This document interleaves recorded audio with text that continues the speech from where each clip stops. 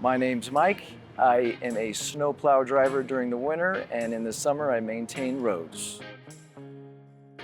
So we're all here to plow. That's what they tell you. In your job interview, it's like we're here to plow.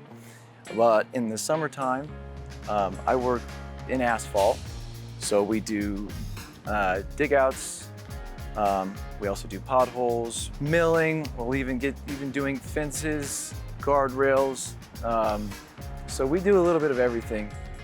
I personally enjoy plowing. You got these blizzards and these events that last for more than a couple days, and you stay busy, but it's just making sure your route's safe for everybody in that city.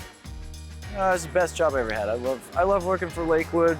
I love my crew, my team. You're always outside, which I love. I love not being in an office all day. The huge pro for me anyway is the 4 days a week. I love the Friday, Saturday, and Sunday. I couldn't imagine going to a job now working 5 days a week or even 6 days a week, and just constantly learning new things. But I'd probably say my favorite thing is the camaraderie.